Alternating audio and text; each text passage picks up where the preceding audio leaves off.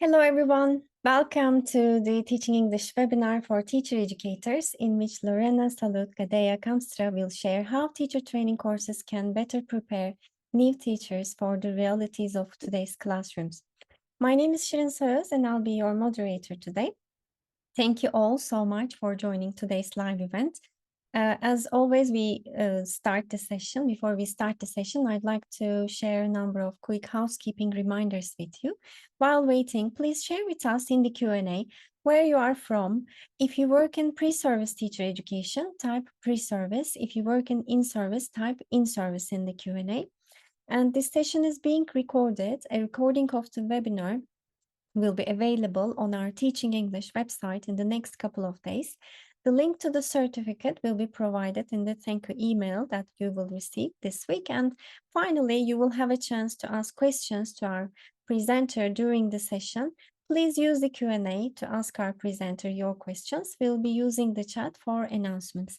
So let me introduce you to our guest today. So Lorena Salut Gadea Kamstra works as an assistant professor in the School of English at the University of Nottingham. With a background in ELT, her research focuses on teacher motivation and demotivation and teacher education in the context of Spain. So I'd like to introduce Lorena. Hi, Lorena. Hi, hello. Over to you to launch today's session. Thank you. Should I start sharing my slides? Let me see. Give me 1 second. Okay. Can you see that okay? Yes, we can. Wonderful. Okay, thank you so much for that introduction. So I think I'm gonna make a start. So here we are. We're gonna be discussing this topic. Thank you everyone for joining us. Preparing new teachers for real classrooms, challenges and solutions. And this is, or at least this webinar comes from this project, this report that I started, which was an investigation which was funded by the British Council, an ELTRA award, an English language teaching research award. This project was titled Bridging the Gap Between Pre-Service Teacher Education and In-Service Teachers' Experiences in Spain. So I have done research in teacher motivation mostly, but I've done research in the context of England and in the context of Spain. And I have tried to understand mostly teacher motivation. But while I was exploring teacher motivation, I got to understand loads of the challenges that teachers have in the classroom. And I also kind of got to understand that most of the challenges that teachers experience kind of trace back to teacher training. So that got me to investigate teacher education. And I wanted to learn more about this gap in teacher education. So the British Council kind of helped me to explore this research. So in this presentation today, in this webinar, I'd like for all of us to talk about this a little bit more. So the content of this webinar, this is the things that we're going to be discussing today. So the background of the study, I'm going to be brief about this because we're going to be discussing other interesting things. So the context of the study, it's going to be Spain, but who were the participants involved here? What were the questions that I had and how did I answer those questions? And the most interesting thing is those findings. So those pre-service teachers and the education that they were receiving in Spain, how prepared they feel to teach English when they got to the classroom, the challenges that they face, and the training needs that they had. Then I think this is the interesting part of this webinar. So our co-created strategies. So I don't know if you remember or if you got the chance to do this, but I asked you to do a pre-task thing. So that was a Padlet. If you didn't get the chance to do that, maybe you have the chance to do that. if you have 5 minutes to spare. So I ask you to think of some challenges that novice teachers have. And also, I ask you to think of some possible solutions as well that we can, how can we help these teachers? So this is the fifth thing that I'm going to be discussing with you today. So our co-created strategies for preparing novice teachers, and then finally some possible recommendations. So the first poll that I have for you today is, what's your current role? I know that that Sirin was also asking you about this, but more specifically, what's your current role? My colleague Andrea is going to be setting up this poll for you. Okay, so as I can see the results, mostly teacher educators, and also 38% of you in-service teachers. So yeah, thank you so much for joining us as well, because I know that in-service teachers are very, very busy, as I know from my study as well, which is very difficult to me as a researcher. Is also very difficult to find people to take part in research because teachers are always very busy. And that also says a lot about you, because if you're here, that means that you want to improve, you want to get better. So thank you. Thank you for being here. That also helps me a lot to understand. And also, it gives me a bit of information. So yeah, to know you a bit better. So thank you for sharing that. I also have another poll. Sorry about that. That's my next slide, which is this one. If you are in teacher education, which I know is the majority of you, how many years have you worked in teacher education? So less than 1 year or more than 10 years. And if you don't work in teacher education, I'm sorry about that. That's the last option for you. In the meantime, I'm also reading here in the Q&A.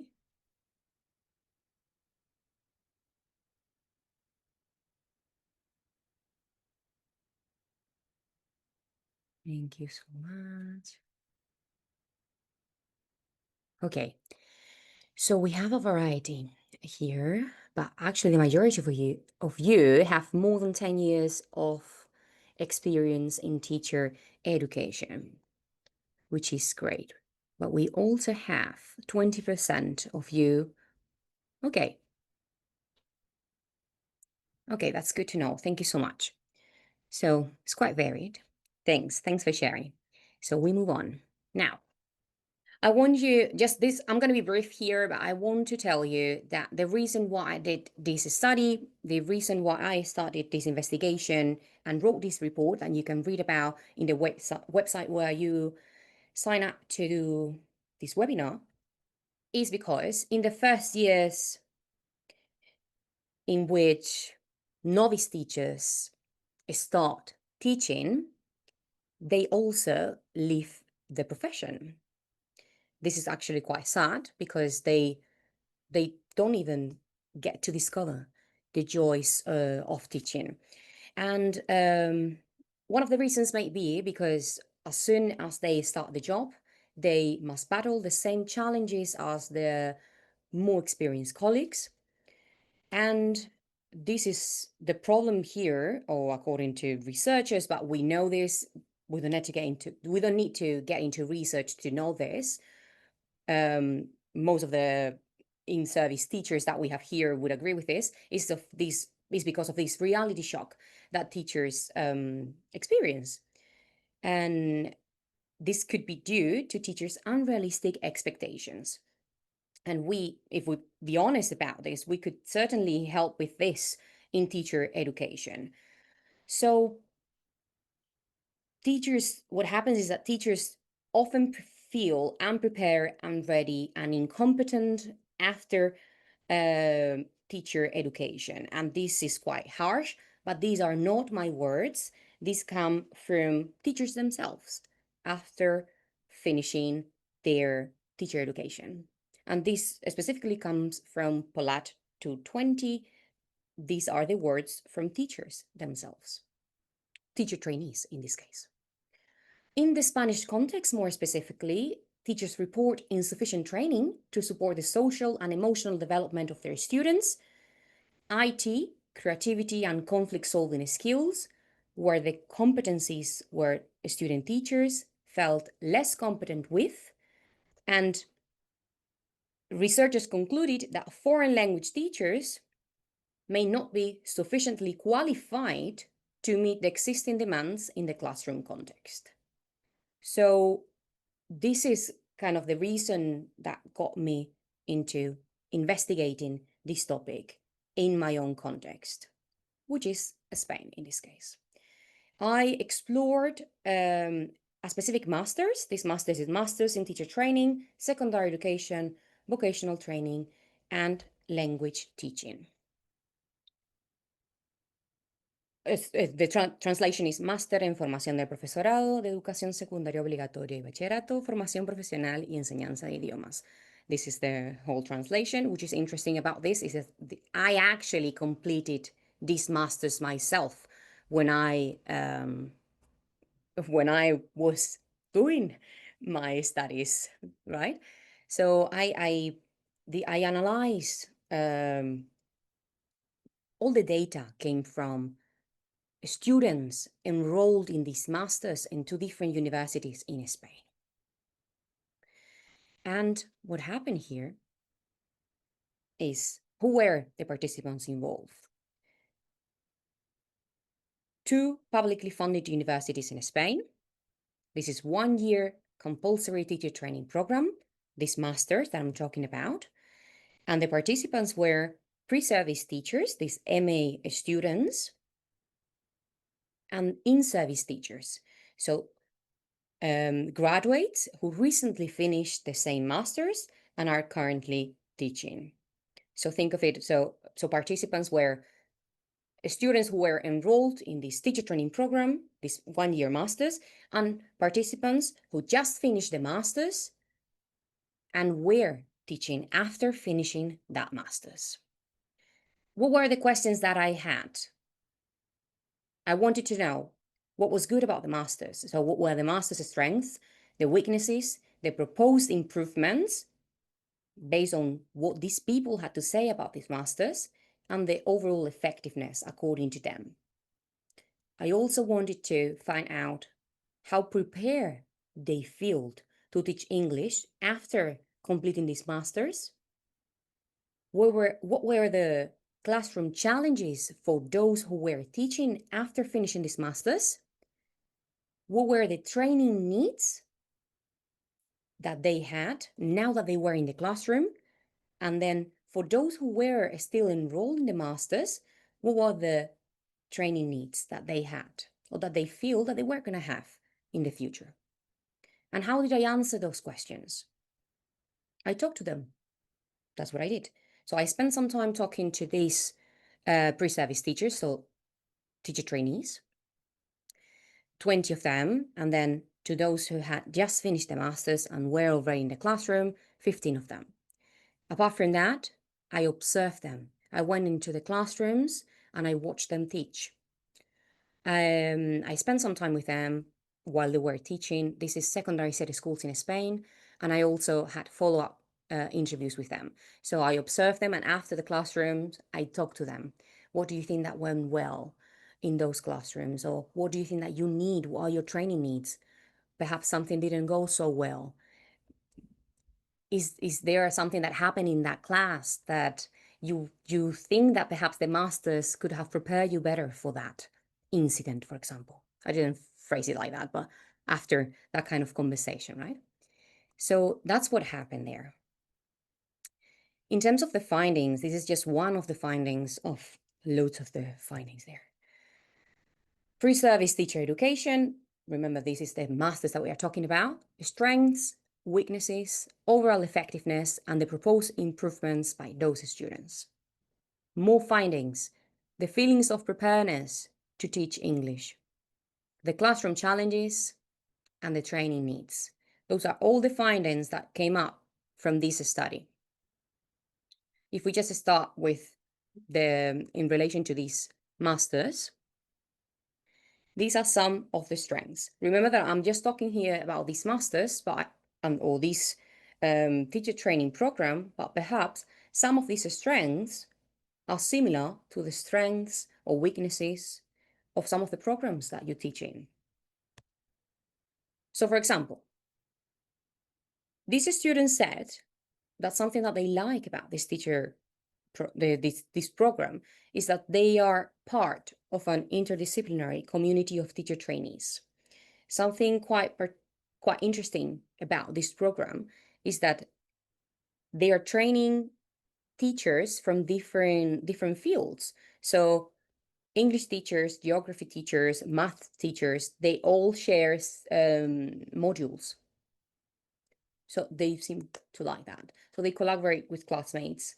Not they share some modules across disciplines, and they like that. They work in groups, and that's something that perhaps they will be using in the future when they work in schools and they want to collaborate with other colleagues.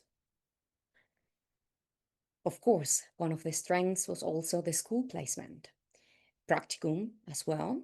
That's something that they really, really like. This is one of the teachers, one of the pre-service teachers in this case, one of the teacher trainees saying, during those 2 months, I felt that I learned on my own way so much more than maybe 9 months of just pure theory. So this was, of course, one of the key strengths of this program. However, if we think about weaknesses, we have insufficient practical content. This was one of the highlights here, I would say. So the top weakness. Questions, the participants said, questions about how to teach remain unanswered. This keep on coming up in the data. Another weakness was that there was unrealistic content based on an utopian classroom. So apart from all the theory that was delivered in the classroom, it seems that professors and teachers always refer to a classroom in which all the students were well behaved. All the students were the same English level, and then in that sense it was unrealistic. So it was not the reality of the classroom. It was just like a dream. So that was definitely a weakness for them. And then another weakness, it was that educators had limited teaching experience in high school. And this was quite a strong weakness for participants here. This is actually quite common as well in many contexts because of the pathway to get into teacher education programs as well. But there are many ways in which this could be perhaps resolved. I'm happy to discuss about this in the Q&A if you are interested in this. But this was highlighted as a weakness by participants. If we move on to a third kind of question that I had, was about this idea of overall effectiveness. So we have these strengths about the program, we have these weaknesses about the program as well. But what about the overall effectiveness of the program? I ask participants, do you think that this master's is, for those who were enrolled, or was effective? And these were their answers. So actually, most of them said that it was effective or partially effective. Only a few said that it wasn't effective. These are the views from both pre and in-service teachers. So in terms of overall effectiveness, it was considered effective by many of them. But here are the reasons. The training was considered a formality by many of them. So of course, it's going to be considered as something effective. Also, Many of the participants consider this training just the beginning of their career, right? So if this is just the beginning, if I see this as just a start to my career, then I'm not going to be too strict in my assessment, let's say, of the effectiveness of it.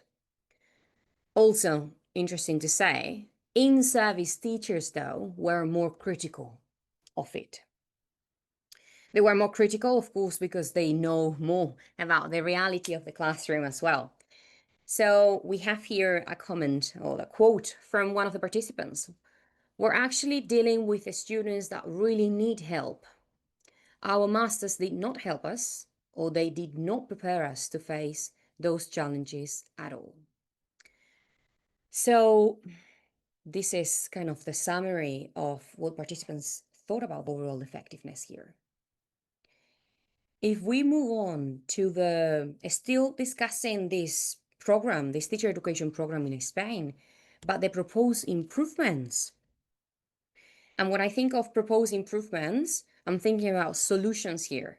And I'm not suggesting my own solutions because I don't think that's fair. I'm asking them, I'm asking those involved.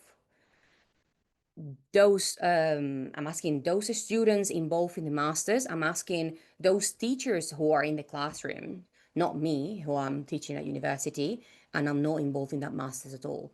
I'm asking them who are directly affected by this. So they are proposing ways to change these masters. And this is what they are saying. They're saying that they need more practical opportunities. This is the top priority. So more opportunities to practice rather than focusing on theory. We know this. This is something that we have been discussing for ages. They need real examples, role plays, and repeated simulations. And I know that for those of you who are saying that you have been in this, that you have been in this that you have been in this profession for more than 10 years, this seems to, maybe this seems something so normal. This is something that you do every day in your job.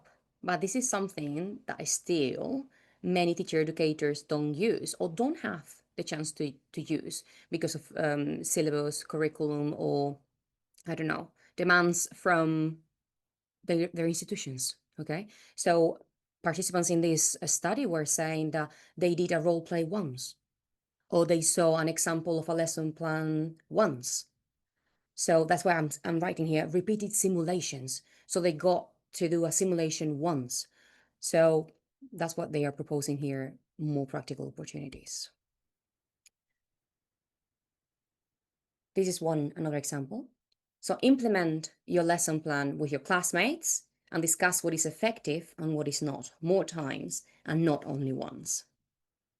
A longer placement, once again. So they wanted to see the students' progress. So some of them just got to have a practicum of 1 month. So it'd be great to at least be there for one semester so they can see, I don't know, if they were teaching students, they can see if that had an impact on their marks at the end of the term. Some of these students also, they didn't have enough, how can I say this? So they didn't have enough schools. So they had to co-teach the same class. And then at the end of the day, when they have to teach in real life, it may be the case that they don't have to co-teach. So then that wouldn't be the reality of the classes. So that was a challenge for them. So their first experience was co-teaching.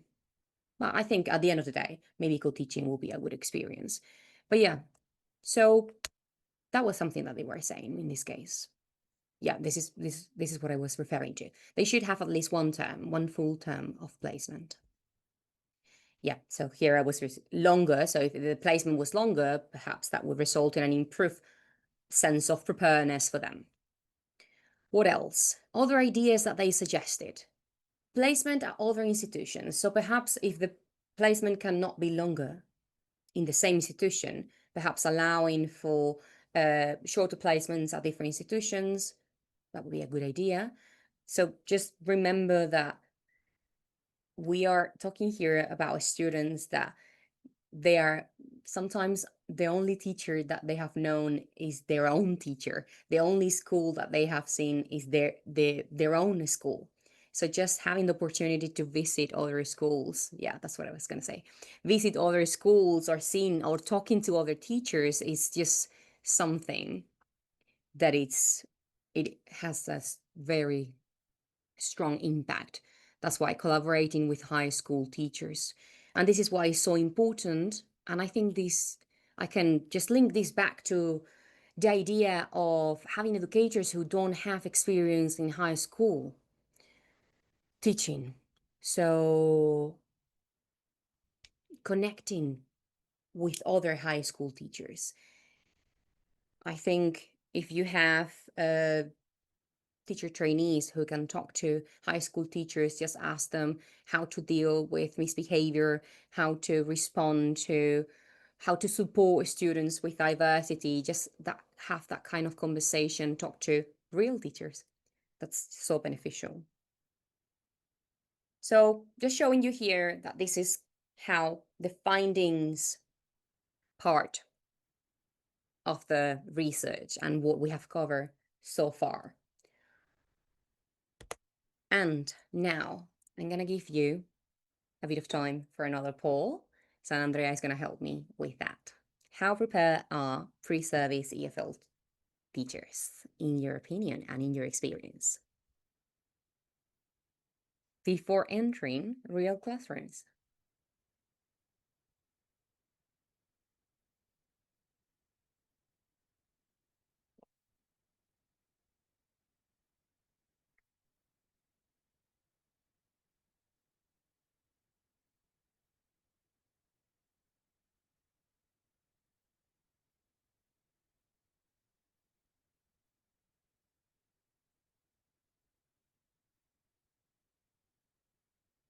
Okay, so we have different views here as well, but I think most of you, 44% of you said somewhat prepared.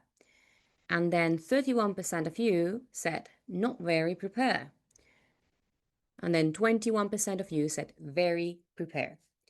So I think it really depends. And this, as the question says in itself, is in your experience. And then I guess by this, I mean in your own context. What do you think? And specifically in your own program, how prepared do you think they feel? And this is what I'm going to be discussing next, right? So this feeling of preparedness, which is what I ask these teachers as well. So how prepared do you feel? Before the placements, some of these teachers felt unprepared and they struggled to see the link between these masters, the content of these masters, and the classroom expectations. This is what one of the pre-service teachers said. The sad thing is that I don't have anything from the masters that I can take into that class, which is quite a powerful thing to say, which it's it's quite kind of sad as well, because you have to spend a lot of time with a year of your time studying, invested there. And this another pre-service teacher, I don't think they really prepare you for the real teaching world. So many of these pre-service teachers, remember, they haven't finished yet. Many anticipated gaps, many anticipated gaps in classroom management, and and many anticipated gaps in classroom management and adapting lessons to real learners' needs. So they already knew that that was going to happen. They hadn't done the practicum yet, and they hadn't been to a real classroom yet either. So that was what was happening before the placement. Now, in terms of in-service teachers, after the graduation, many felt that the masters did not equip them for the reality of the classroom. And we have this quote here: I was prepared to prepare the lessons, but I wasn't really prepared to actually run a class or adapt my lessons to their needs. So many of them said that they didn't know what to do first thing, just in front of their students. They didn't know what to say, anything. They didn't know how to react. So, of course, students also sense that as well. I have been reading some of your comments in the Padlets as well. Some of you were saying that. So that's interesting as well.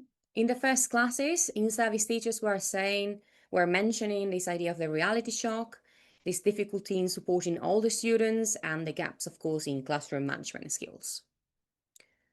And after some experience, most of the participants felt more prepared, but a few still lack confidence, especially when starting without a mentor, because in the context of Spain, you don't have a mentor whatsoever, as far as I know, and as far as they mention in this case.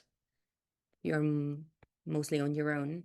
So overall, both in-service and pre-service teachers reported gaps between training and real-world EFL teaching demands, which is quite interesting because although these feelings of preparedness to teach English were kind of, we can see the gaps here, but if you think back to the overall effectiveness, they were quite happy about the effectiveness of the program, but still, there were quite a lot of gaps.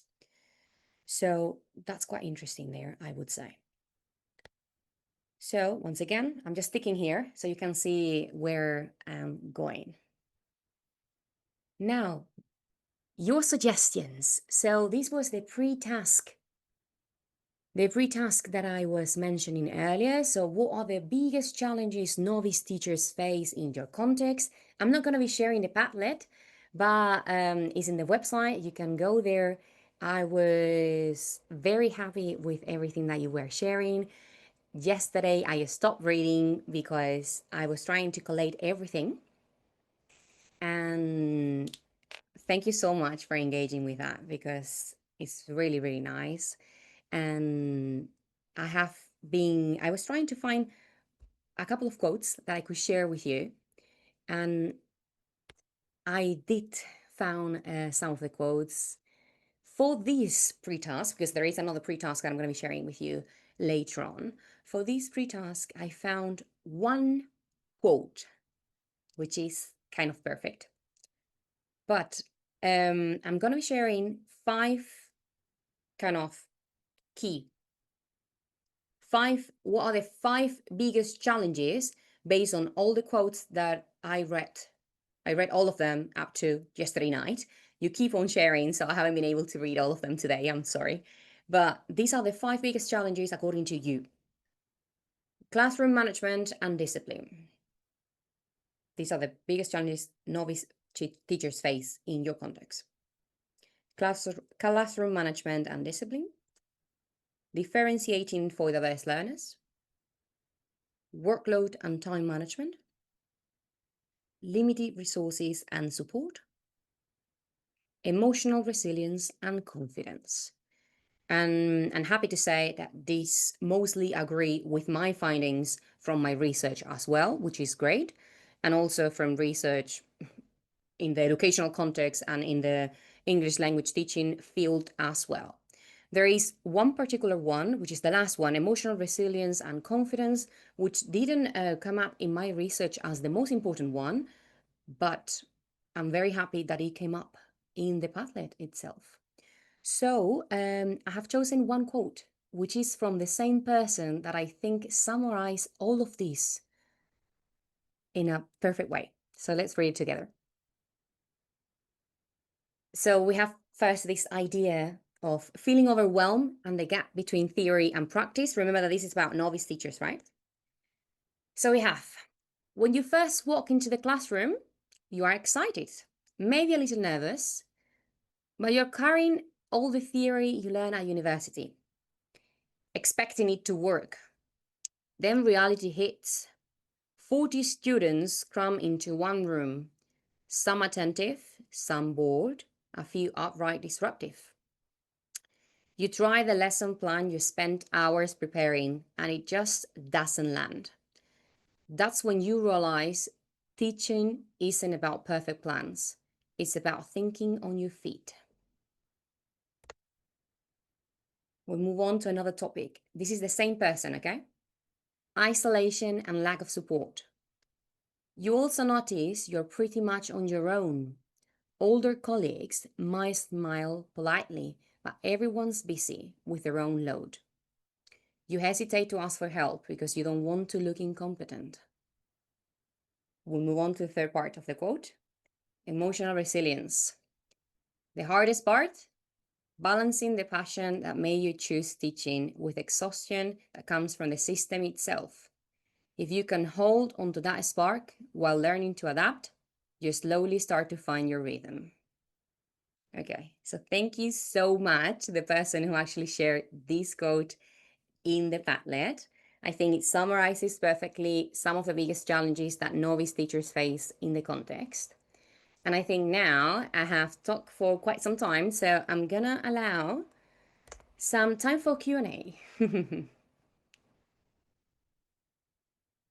Well, first of all, thank you so much, Lorena, for this very clear presentation, and as well as the research that you conducted, very timely and very relevant.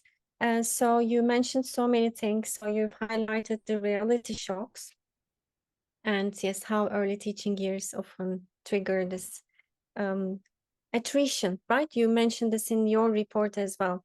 So, and you suggested those examples like real examples, role plays, repeated simulations, and school placement. Before we continue with the questions, can you please clarify school placement in Spanish context? Is it when students do practice teaching? Yes. So a school placements or practicum is normally at the end of the teacher education program.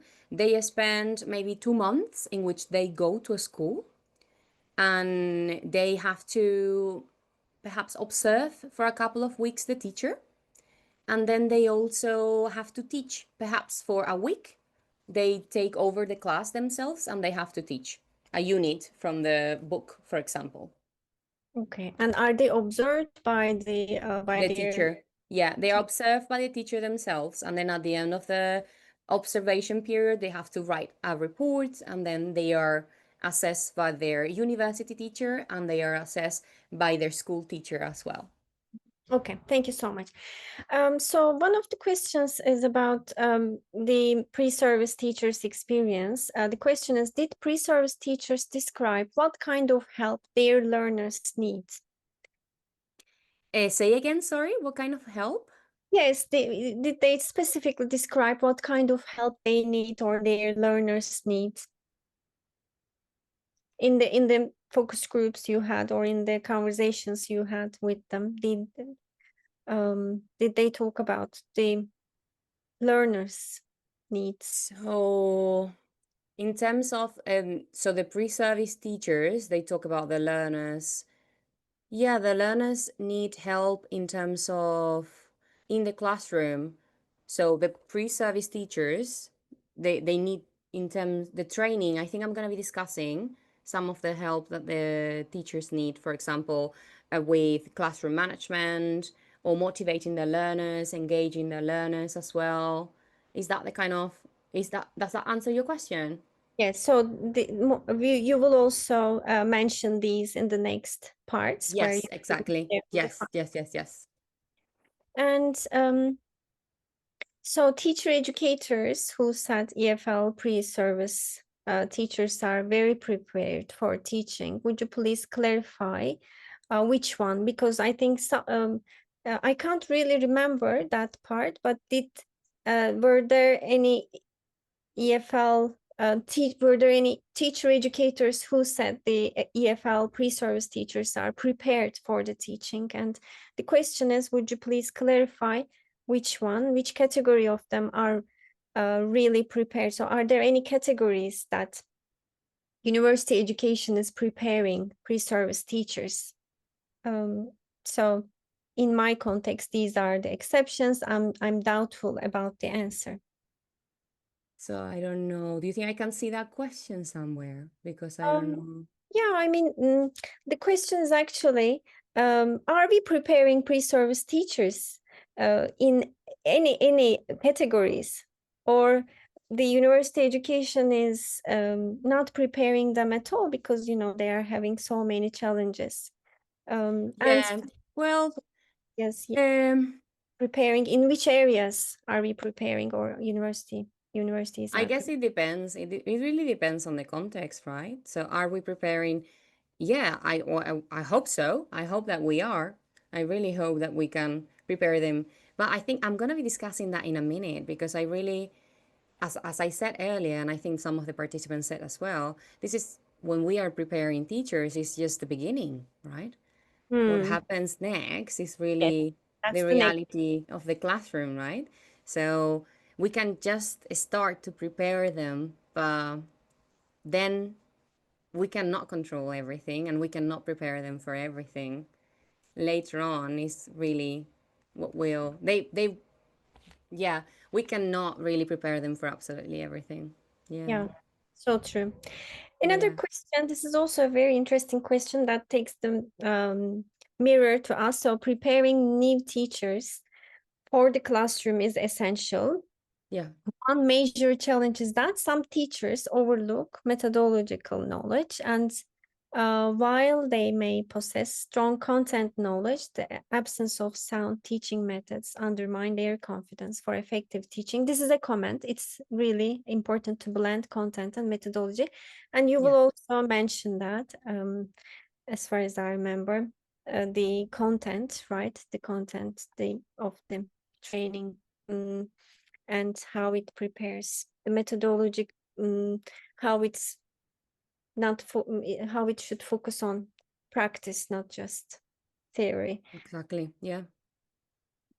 Yeah. And yeah, finally, it was noted that this is the final question. It was noted that sometimes educators themselves have limited experience in state schools. So we, as teacher educators, actually, that's the one. For example, should teacher educators also do regular school placements in schools, either as teachers or in support roles? What do you think? Actually, this is something I'm looking forward to. So it's such a great question. What do you think, Lorena? Yeah, actually that's a very good question and that's something that I have always wanted to do because I also myself of course now getting into academia, I work at university, and the pathway to get into academia is completely different than becoming a teacher educator. So I do applied linguistics, but then I do TESOL as well. So most of my students sometimes end up doing English teaching, but I don't have as much. Um, I don't have as much. I haven't taught as much English as I would have liked, but I do have a lot of research in this area. So what I do, for example, is I bring loads of my friends, loads of my connections with high school teachers to so that my students can talk to them. That's something that I do. Um, but I would definitely, if I could, go into a high school as I do with my research. And definitely, for as a response to that comment, that's something that I would do. Yeah, Mhm. and I would look forward to do that. We should do placements as well. Yeah, as teacher educators. Yes. Definitely. And another, yeah, it's related to this and online platforms that mirror the school placements that can be added as experience. So yeah, Yeah. sometimes AI is used to simulate the Yeah. classroom environment in some Yes. projects, in some research papers I have seen. So new novice teachers have conversations with AI. Have you noticed any platforms, any, I don't know, to help with this school placements to both novice teachers or anyone who would like to? I'm not aware, but I think that's definitely something that will be available in the future, I'm pretty sure, for students to perhaps practice with, I don't know, students and have, I don't know, AI generated students who are, I don't know, disruptive or, and they can practice in that way as well. Yeah, that would be a a great way of practicing. Okay, thank you so much, Lorena. So we have more questions, but we'll have a final Q&A, and you will also Yeah. cover some of those questions. So thank you, and we look forward to the next part. Yep, we can do more Q&A later on. Looking forward to that as well. So I think I can move on to the next part. So we have a poll, which is challenges for new teachers. Which of these are most challenging for new teachers, in your opinion? We have lots of different things.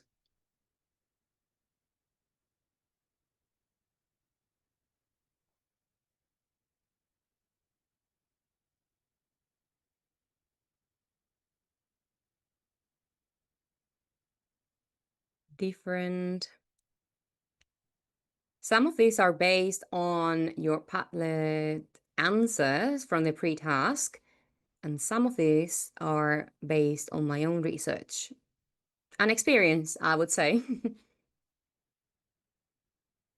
Heavy workload. The answers coming in now. Okay. 64%, that's the highest for managing behavior. And then teaching mixed levels is the second highest. 37 for students. Wait a minute. Oh, sorry. Oh, no. Okay. So the 64, 43 teaching mixed levels, and too many students in the same class. That's 35% for that one, which is quite interesting as well, because depending on the context, the ratio, which is the amount of number of students in the class, maybe for me, 33 students in the same class, maybe too many. Then my students, my Chinese students always say that they teach, 100 students, and that's a lot. But so it really depends on the context, right? And what we are used to. And yeah, it really depends in this case, but okay, so that's interesting to know. But I think we all share more or less the same amount. Okay, thanks for sharing. Now I'm going to be sharing with you the findings from this study and the classroom challenges that I found, which are very similar to yours as well. So in this study, participants found that one of the most important challenge was supporting students with ADHD, ADD, dyslexia, and autism. This was because they were not trained for this. So the ratio comes up straight away. We have 31, 32 students in the classroom, and you will never give them enough attention. It's a reality right now because it's being diagnosed more and more. So they wanted to be inclusive, but they couldn't because of the diversity in the classrooms. So I'm not getting to all the students. I think this participant meant in the classroom, so they were not able to reach out to everyone. But I don't know how to do it because I don't have the resources. And also lacking the support of a specialized staff. So having someone in the classroom with them who perhaps has the training, has the resources as well, and is able to help. So this was the first top challenge for these pre-service teachers, in-service teachers, let's say novice teachers. Classroom management, you were saying this is your top challenge as well. So dealing with disruptiveness, misbehavior, and bullying cases as well. I need to know how to handle these situations and how to be like an image of authority without being like a police officer, inside a classroom, just like be nice, but not too nice. So they take your friendliness as an invitation for disrespect. So, managing that kind of attitude. And then this difficulty as well to become an authority figure, especially when you're starting. And then being a young teacher and being a young woman is difficult, being with teenagers. This came up quite a lot, this gender issue in the data. especially for young women. I invite you to go and read the report. It's actually quite interesting, what came up in terms of gender. And actually in the Padlet, this also came up. So it's very interesting. If you can search for it, you can search in the Padlet, gender, women. It's very interesting. The ratio and students' English level, these are two different challenges, but I have joined them together here.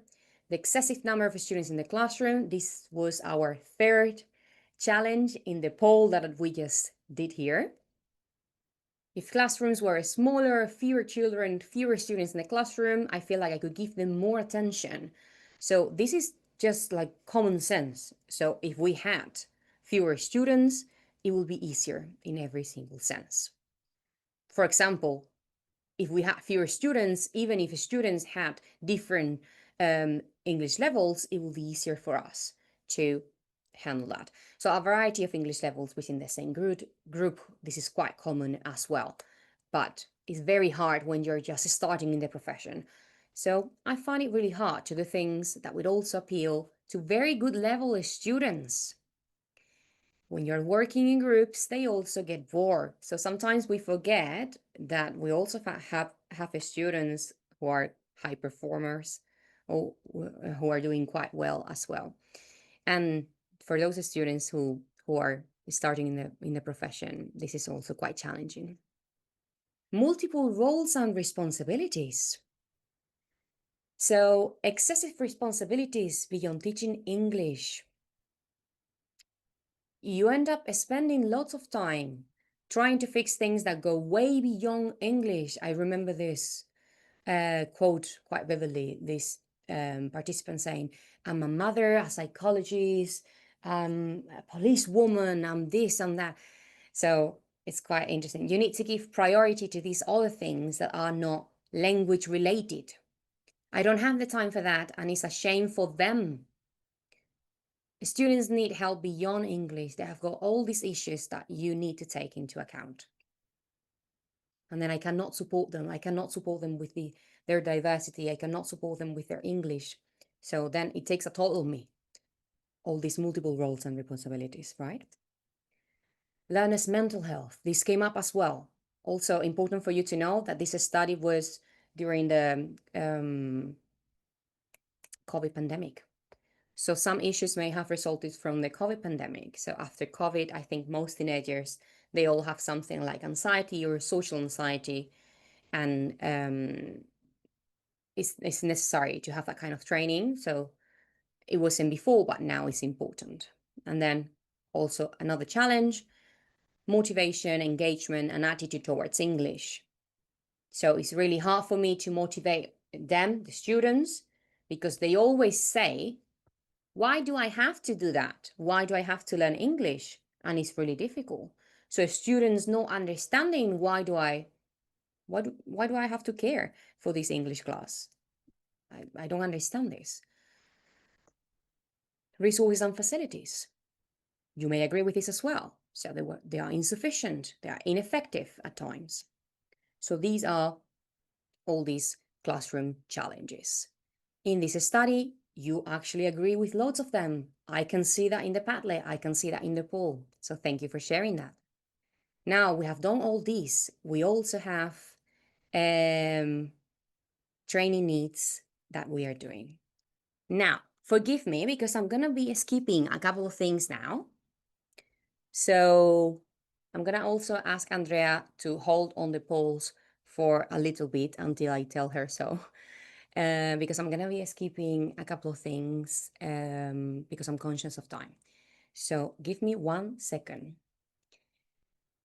Okay, so I'm going to be skipping now. Now, there are training needs, okay? Based on all these challenges, based on all this data, there were some training needs identified. Some brief summary is that the master only met the participants partially. So their training needs were only met partially, okay? Because there was insufficient practical content, There was unrealistic content based on a utopian classroom, and there was a short practicum and placement. Andrea, hold on the pole again. The training needs were inclusivity and diversity, classroom management, technology, and engagement. All these were the four most important training needs identified. They wanted all the pre-service teachers and the in-service teachers, they wanted to learn about this. If you can see, they're more or less connected, because if, for example, training needs number 4, if I get some training in engagement, if I get some training in engagement, for example, I can engage quite a lot of my students if I do things with technology. If I can get some training with engagement and with technology, that could also maybe help me with classroom management, because that will help me motivate my students quite a lot as well. So I'm not going to say much about this. I'm going to skip loads of slides now, so don't worry, and please forgive me.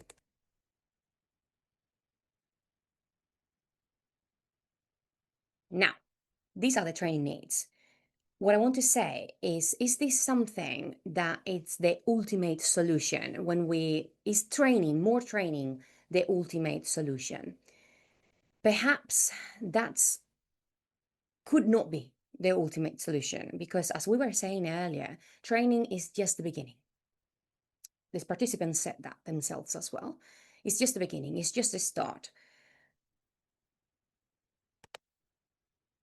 Something that I like to share is that these participants, what they were longing for was experiencing and practicing. And it's something that I like to call the magic of experience. So this is what they wanted. They wanted more experience, they wanted longer practicums, they wanted more time in their schools, they wanted more time with teachers, with real teachers. This is what they said.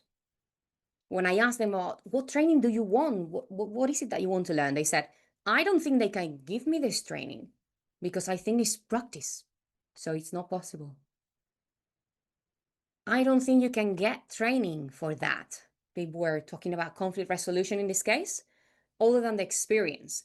Because even if they told you that this situation may happen, you don't know how you're going to react, or how this particular student is going to feel, and what they're going to need. So I think this is actually quite interesting. So we're always, as teacher educators, thinking, oh, perhaps I should have done this, I should have done that, I should be training them in this and that, which is okay, because I think we should always be reflecting and improving our training and so on. But at the same time, there is only much that we can do, because then at the end of the day, we cannot be in the classroom with them. As this participant said, right? You don't know how you are going to react. I don't know how the student is going to react, or how their own student is going to feel, and what they're going to need. It's not an excuse, okay, in this case. So just for you to be aware of that. So once again, the magic of experience. So there you go, another kind of solution there.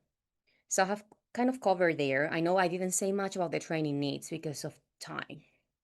Now, if we go to the Padlet once again, this was a pre-task. I asked you, what can we do to better prepare teacher trainees and novice teachers for the realities of today's classrooms? And you share some amazing things there that I'm going to be sharing with you now. And I'm conscious of time, so bear with me, please, for 5 minutes. The summary is this. What can we do? More practical hands-on experience, mentorship and peer support, classroom management and differentiation, technology integration and adaptable lesson planning, and emotional resilience and well-being. Now, I don't want this to be just a list, so these are the quotes from the Padlet that I have chosen. So I'm not going to read the whole thing, but what you have said in the Padlet, thank you so much for the person who shared this, So not sugarcoating the harsh realities and kind of teaching. Just kind of not sugarcoating the harsh realities of what really happens in the classroom and training our students to lift themselves up. I think that's very important. Also, this is also very important. Another quote from the Padlet as well. Encouraging teachers for adaptability. So important. And now this is the final part, I promise, and I'll shut up for now. But this is something that I have designed based on the Padlet that you created basically, and they're also strategies based on my research. This is our co-created strategies for preparing teachers for real classrooms. 1. Realistic and varied classroom experience. We know that they feel unprepared because the real teaching is short, late in the course, and in a single school type. So we should bring classroom placements earlier and spread them across the year if we can, okay? Because I'm aware that sometimes this is out of our hands. If we can rotate trainees, that'd be amazing. If we can use challenge simulations, that would be a great idea as well. What else? Ongoing mentorship and peer support as well. We have seen that they feel isolated once they start teaching. What can we do? Assign every new teacher a mentor for the first year with regular check-ins. Create a small peer observation groups with a simple non-judgmental feedback tool. That'd be a great idea. And also, if we can keep alumni connected to training institutions, that'd be amazing. We can create a Padlet just like this one for perhaps alumni to be connected in that way. Skills for diverse and demanding classrooms. I have loads of ideas for these, so you can write to me. I have authors that you can use. We have Farrell, Cormos for diversity as well. You can write. I will share my details now at the end. You can write to me. So diverse learners, mixed ability groups, disengage students as well. Give trainees ready-to-use differentiation strategies when they have varying ability levels. Offer diversity-focused training and provide behavior management, role plays, and post-lesson debriefs from experienced teachers. Bring those teachers into the classrooms if you can. I know we have a lot of work to do, but if you can do that after class, please do. They will appreciate that. Adaptability, resilience, and well-being. This didn't come up in my research, but it came up in your Padlet, and I'm so grateful for this. New teachers often burn out when reality doesn't match their preparation. What can we do? Teach Plan B lesson planning for when things go wrong. And this is so amazing. Don't forget about the importance of discussing workload management, stress reduction, and realistic boundary setting, okay? Well-being, work-life balance is not enough with one short workshop. So I'm not going to have a workshop explaining my students stress reduction is so important. Okay, no, this is something that is important and it's going to be for life. So it should be there. Encourage reflective practice through journaling or guided discussion. This should be embedded there. Now, I'm sorry I'm taking a lot of time for this, but I'm going to allow for Q&A, so I'm going to finish in a second. These points combine insights from my research and your pre-webinar contributions, so thank you so much for that. They are actually quite simple, but if put into practice, they could make a real difference to how ready teachers feel on the first day. I don't know if sitting is gonna allow me to finish this PowerPoint or if I should carry on. So, sitting, should I stop or what do you think? Yeah, we have so many questions, but yes, Okay, so I'm just gonna. stop and then yes, we are collecting them right now. Okay, so should I stop? Yeah, that would be great soon. We have at least 5 questions waiting and more are coming. So Okay, that's fine. So yeah, I was just gonna, okay, I have a poll and a couple of questions, but yeah, I should get some training on time management myself. But yeah, thank you. And question just far away then. And we'll use this time for that. Thank you so much, everyone, especially for listening and for all your Padlet comments and all your questions. Thank you so much. Should I stop sharing then? Yeah, you can. I mean, your email is written here, but yeah, we will also share the links to your report. Yes. So we recommend our colleagues read that report really, which includes all this information in one place. And thank you so much. Your presentation is really full of practical recommendations. So I would like to start with some comments first. So thank you Can I, for sorry, Sirin, can I just say that if anyone wants the slides, feel free to just email me and I'm happy to share the slides and that's not a problem at all. So I'm going to stop sharing now. yeah, thank you. Thank you so much, Lorena. This was a question actually. The comment is, thank you for sharing your study and its outcomes. It was great to reflect on how things work in my context, and felt heartwarming to see that we overall are incorporating most of the suggestions you shared. Looking forward to more improvements on both sides. So thanks again for your beautiful initiative. And yes, this is not a question, but a reflection I Thank wanted to. you. Okay, so and another comment is about this context. Excellent human relations between teacher and students is another issue for novice teachers to learn and implement in their classes. So this was another reflection. And Yes. yeah, and one of the questions, because you mentioned the challenges and this reality shock, and one of the questions is one of the biggest complaints I hear teachers in my current context is the amount of admin teachers, the admin work teachers have, and how it interferes with the time for further development and preparation. Is this perhaps often not fully expected or understood at pre-service level, contributing to early disillusionment and attrition? Yes, absolutely. I agree with that. And the problem is that what happens is that in training, it could be that educators don't know that what happens in the institutions, the amount of admin work that people have, or the paperwork that teachers are required to do, because maybe they haven't been involved with that kind of role in some time. Also because it changes from institution to institution, so it's quite difficult as well. So it's not until you start the job that you find this out. So it's gonna take some time until you understand this. Yeah, unfortunately. Mhm. And